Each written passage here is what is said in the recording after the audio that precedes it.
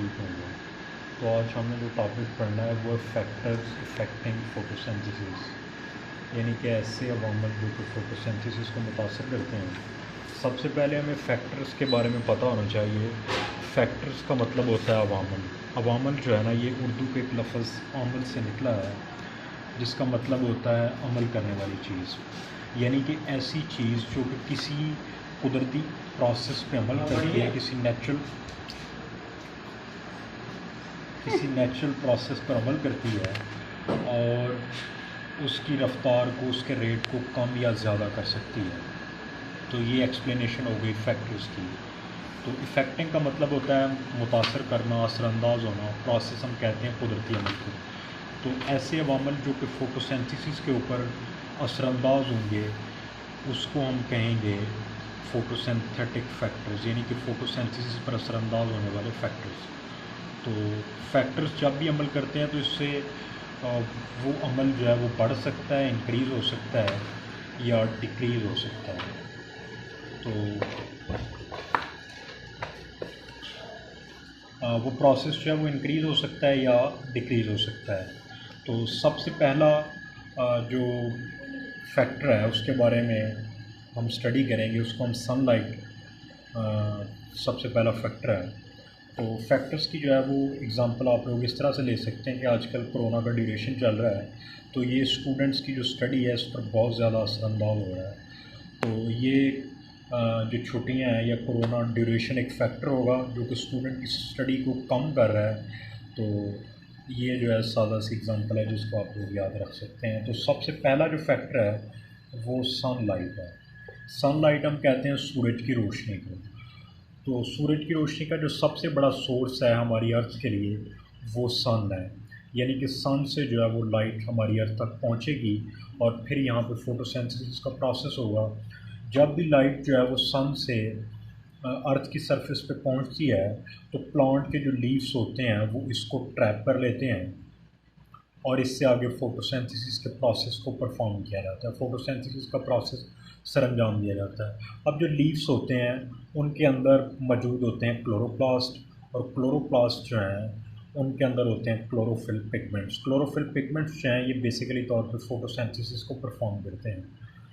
तो हम पढ़ रहे हैं असल में सनलाइट को एज अ फैक्टर, यानी कि एक अवामल के तौर पे जो कि फ़ोटोसिंथेसिस को बढ़ाएगा या कम करेगा। तो जब भी सूरज की रोशनी की शिद्दत ज़्यादा होती है, यानी कि ज़्यादा लाइट की इंटेंसिटी होगी, तो उस वक्त फ़ोटोसिंथेसिस का अमल तेज़ हो जाएगा।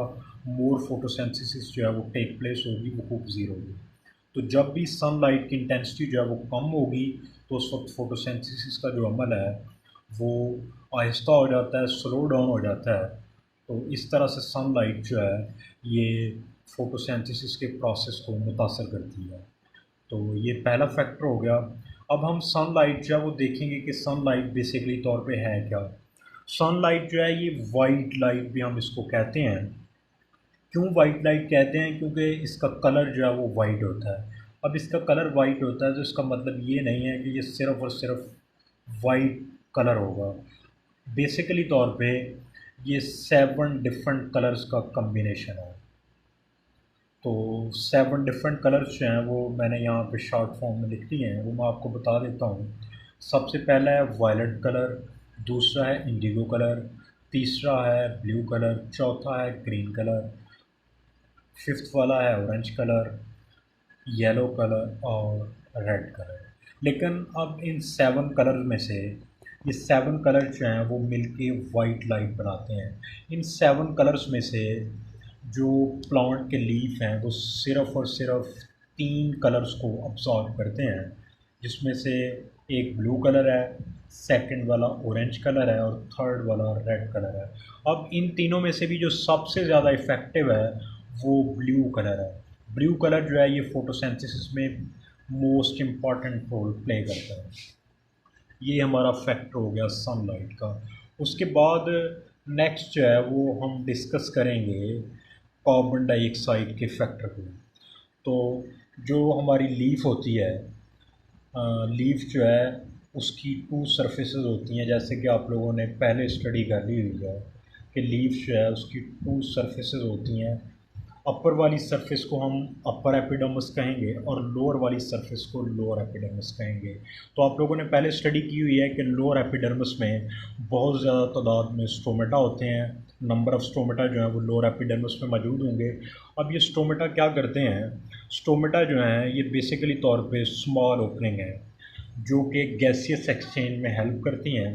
स्टोमेटा जो हैं उसके through plants carbon dioxide gas को एयर से अब्जॉर्ब करते हैं, यानी कि एयर में कार्बन डाइऑक्साइड मौजूद होती है, उसको प्लांट के लीफ जो हैं वो स्टोमेटा के ज़रिए अब्जॉर्ब करेंगे, जज़ब करेंगे।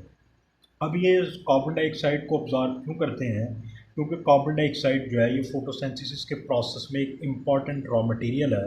आप लोगों ने इक्वेशन पढ़ी हुई है कि कार्बन डाइऑक्साइड और वाटर जब ये आपस में मिलते हैं तो फिर ग्लूकोज बनता है और साथ ऑक्सीजन बनती है, ग्लूकोज और साथ ऑक्सीजन बनती है। तो कार्बन डाइऑक्साइड चूँकि एक इम्पॉर्टेंट रॉ मटेरियल है, लिहाजा कार्बन डाइऑक्साइड का स्टोमेटा के ज़रिए अब्सॉर्ब होना ज़रूरी है। अब हम इसको पढ़ रहे हैं एज अ फैक्टर के तौर पे कि अगर कार्बन डाइऑक्साइड की मिकदार कम होगी तो फिर फोटोसिंथेसिस पे क्या इसका इफ़ेक्ट होगा, क्या असर होगा। अगर कार्बन डाइऑक्साइड की मिकदार ज़्यादा होगी तो फिर इसका क्या इफ़ेक्ट होगा, इसका क्या असर होगा।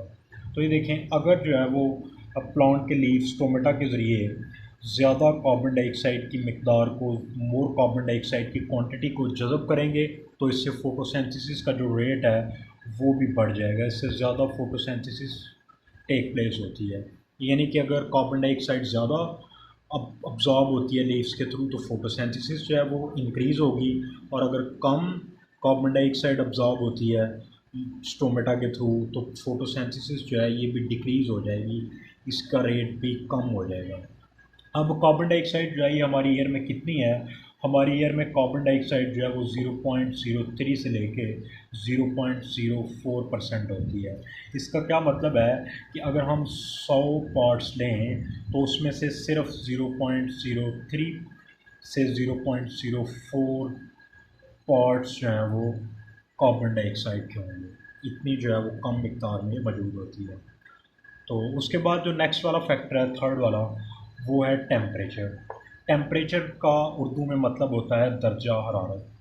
तो दर्जा हरारत से मुराद ये है कि आपने अक्सर सुना होगा कि गर्मियों में टेम्परेचर जो है वो ज़्यादा होता है और सर्दियों में टेम्परेचर कम होता है।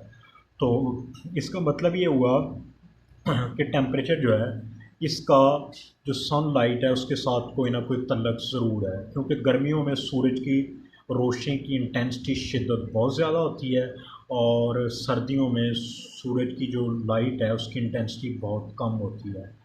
तो अब हम सबसे पहले टेम्परेचर का सनलाइट के साथ रिलेशन देखेंगे।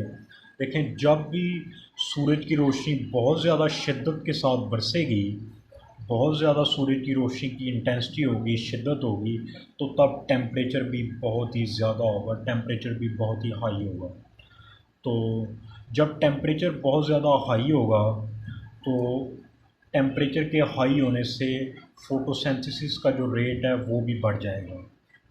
तो उसके बाद अगर सनलाइट जो है वो जैसे सर्दियों में कम होती है, तो चूँकि सनलाइट कम है लिहाजा टेम्परेचर भी कम होगा। तो टेम्परेचर कम होगा तो इससे फ़ोटोसिंथेसिस का जो रेट है वो भी लो होगा, वो भी कम होगा। तो यही एज अ फैक्टर जो है वो इसकी स्टडी है कि टेम्परेचर जो है ना वो कैसे इफ़ेक्ट करेगा फ़ोटोसिंथेसिस के रेट को। टेम्परेचर जब ज़्यादा होगा तो फ़ोटोसिंथेसिस का रेट ज़्यादा होगा, टेम्परेचर जब कम होगा तो फ़ोटोसिंथेसिस का रेट कम होगा। उसके बाद अब हमने ये देखना है कि कितने टेम्परेचर पे प्लांट जो है वो नॉर्मली और अच्छे तरीके से ग्रो कर सकते हैं। तो नॉर्मल टेम्परेचर जो प्लांट की ग्रोथ के लिए होता है वो 25 से 35 डिग्री सेंटीग्रेड सबसे अच्छा टेम्परेचर माना जाता है। इस टेम्परेचर पे प्लांट सबसे अच्छी ग्रोथ शो करते हैं। तो अगर टेम्परेचर 25 डिग्री से 35 डिग्री के दरमियान है, इन बिटवीन है, तो प्लांट की ग्रोथ जो है वो बढ़ेगी, यानी कि प्लांट जो है वो ज़्यादा फलें फूलेंगे, उनका साइज़ ज़्यादा बढ़ेगा। तो अगर टेम्परेचर जो है वो 0 डिग्री सेंटीग्रेड से कम है, 0 डिग्री सेंटीग्रेड से कम हो तो पानी जो है वो बर्फ़ में तब्दील हो जाता है, पानी जमना शुरू कर देता है। तो दूसरा केस ये है कि अगर टेम्परेचर जो है वो 40 डिग्री सेंटीग्रेड से अबव है, इन दोनों केसेस में प्लांट की ग्रोथ जो है वो नॉर्मल नहीं होती, प्लांट की ग्रोथ कम हो जाती है। तो लिहाजा ये दोनों केसेस भी आपने याद रखना है। उसके बाद ये हमने सारे प्रोसेस को समझ लिया। अब हम इसके क्वेश्चन को थोड़ा सा रीड कर लेते हैं। मंदरजा झैल अहम फैक्टर हैं जो कि फोटोसिंथेसिस को मुतासर करेंगे। तो इनमें से अगर कोई भी फैक्टर जो है वो कम होता है तो उससे फ़ोटोसिंथेसिस की जो रेट है, उसकी जो शर्र है, उसकी रफ़्तार है, वो बढ़ सकती है या कम हो सकती है। तो जैसे आपने पहले समझ लिया है कि सनलाइट जो है ये सबसे पहला फैक्टर है। तो प्लांट के जो लीफ होते हैं ये सनलाइट को ट्रैप करते हैं ताकि उससे फूड बना सकें, ग्लूकोज बना सकें। तो अगर लाइट की इंटेंसिटी बढ़ती है तो तब फोटोसिंथेसिस का जो रेट होगा वो भी बढ़ जाएगा। तो अगर लाइट की इंटेंसिटी कम होती है तो इससे फोटोसिंथेसिस का जो रेट है, उसकी रफ़्तार है, वो भी कम हो जाएगी। तो हमारी लाइट जो है उसमें 7 कलर होते हैं, लेकिन जो क्लोरोफिल है वो ज़्यादातर ब्लू, ऑरेंज और रेड लाइट को ज़्यादा मिकदार में अब्ज़ॉर्ब करता है, यानी कि इसकी ज़्यादा क्वांटिटी जो है ना वो अब्ज़ॉर्ब करेगा। उसके बाद कार्बन डाइऑक्साइड है। कार्बन डाइऑक्साइड जो है ना ये प्लांट एयर से स्टोमेटा के ज़रिए जब कर लेते हैं। लीफ के लोअर एपिडर्मिस में स्टोमेटा होते हैं, तो प्लांट जो है वो कार्बन डाइऑक्साइड को स्टोमेटा के ज़रिए अब्ज़ॉर्ब करेंगे। तो अगर कार्बन डाइऑक्साइड का लेवल बढ़ जाता है तो फोटोसिंथेसिस का जो रेट है वो भी बढ़ेगा। तो उसके बाद हमने बताना है कि एयर में कितनी परसेंटेज मौजूद है। तो एयर में इसकी परसेंटेज जो है वो 0.03 से 0.04% होती है। उसके बाद टेम्परेचर है। टेम्परेचर का मतलब होता है दर्जा हरारत। अगर टेम्परेचर ज़्यादा होगा तो गर्मी बहुत ज़्यादा होगी, अगर टेम्परेचर कम होगा तो गर्मी कम होगी। अगर टेम्परेचर जो है वो हाई होता है तो इससे फ़ोटोसिंथेसिस जो है वो बढ़ जाएगी, वो भी हाई हो जाएगी। तो अगर टेम्परेचर जो है वो कम होता है तो इससे फ़ोटोसिंथेसिस भी कम हो जाएगी। तो जो नॉर्मल टेम्परेचर है जो कि प्लांट की नॉर्मल ग्रोथ के लिए ज़रूरी है वो 25 से 35 डिग्री सेंटीग्रेड होगा। और 0 डिग्री सेंटीग्रेड से अगर टेम्परेचर कम है, जो कि पानी का फ्रीजिंग पॉइंट है, इस पर पानी जमना शुरू हो जाता है। तो अगर टेम्परेचर 0 डिग्री सेंटीग्रेड से कम है तब भी पौधे अच्छी ग्रोथ शो नहीं करते। अगर 40 डिग्री सेंटीग्रेड से ज़्यादा है तो तब भी पौधे अच्छी ग्रोथ शो नहीं करते, क्योंकि ये प्लांट की ग्रोथ के लिए सूटेबल नहीं होता। सूटेबल का मतलब होता है मुनासिब, यानी कि इतना टेम्परेचर जो है वो प्लांट की ग्रोथ के लिए मुनासिब नहीं होगा। तो ये आज का लेक्चर था, इसको आप लोग अच्छे तरीके से तैयार करें। ओके, अल्लाह हाफिज़।